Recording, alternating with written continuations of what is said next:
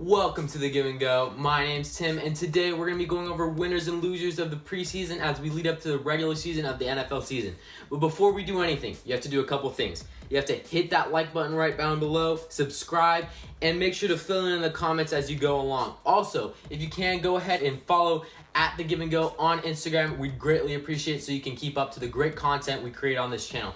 So to start it off on the winner side, I'm going to say the Browns are a great winner this preseason. They didn't waste time on Brock Osweiler and brought in Kaiser as the week 1 starter. It's going to be great for them, and he gets to develop as he goes. Actually, you have real playing time with the starters, so good for them. And they also traded players for draft picks, such as Cam Irving to the Chiefs for a 5th rounder. They're looking to trade Brock Osweiler as well. And they got rid of Joe Hayden, which I'm sort of iffy about, but he was really not a fit on that team, especially that back end, so good for them. A loser that I have are the Indianapolis Colts. Chuck Pagano and Jim Irsay. They keep evading questions about Andrew Luck, which is really bad for them, and he might not even start until week 3 or 4, which is horrible. The defense is still highly questionable, and Vontae Davis, he might not even play until October, so we'll see where they go, but I definitely think they'll definitely be horrible this upcoming season. Another loser I have are knee injuries. You have Cameron Meredith, Julian Edelman, Trent Murphy, Spencer Ware, George Fant, Derek Rivers, Tank Carter, Ryan Tannehill, Dominique Easley, Forrest Lamp, just to name a few that have been gone down with big knee injuries and are out for the season. So hope they get better, but we are having an epidemic of knee injuries here in the NFL. We'll see what happens. Maybe they chop a preseason game off or something like that. We'll see where we go from there. A big winner in my book are rookie running backs Christian McCaffrey, Dalvin Cook, Leonard Fournette, Kareem Hunt, Jamal Williams, Joe Mixon, Chris Carson, Shamaj Perine, Alvin Kamara are all going to be great running backs in the NFL this upcoming season. You're going to be looking at those first 4, Christian McCaffrey, Dalvin Cook, Joe Mixon, Leonard Fournette, and Kareem Hunt. All are going to be vying for that Rookie of the Year, and I'll be surprised if a Rookie of the Year is not a running back this year. So I definitely think that the rookie running back class is going to be great. On the other hand, a loser in my book are the first-round rookie wide receivers. You're looking at Mike Williams.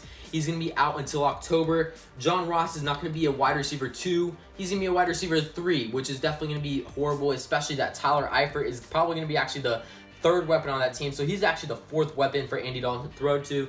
And Corey Davis is also way down the depth chart in Tennessee, so it's definitely a big loser in my book, first-round wide receivers. Another winner for me are the Buffalo Bills. They traded a bunch of pieces such as Cardell Jones, Sammy Watkins, Ronald Darby, and Reggie Ragland, and turned into a miraculous load of draft picks for this next year.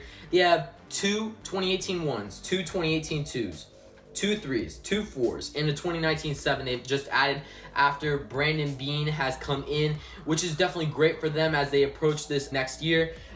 They also gained Jordan Matthews and EJ Gaines, and they had a whole culture change this offseason, bringing in Sean McDermott and Brandon Beane, and Zay Jones looks to be like a superstar in Buffalo, so we'll see where they go from there. But on the other hand, they are also losers. The Buffalo Bills are losers this season. Tyrod Taylor is not healthy heading into the season, dealing with a concussion, and Nathan Peterman is the only active quarterback that is healthy on that roster. So that's definitely a big loss. They lost their top 2 cornerbacks this offseason, and they have very few weapons behind Zay Jones and LaShawn McCoy. So this year is going to be a rebuilding year, but the future looks bright in Buffalo. And finally, the biggest winner of them all are NFL fans like myself and you guys watching.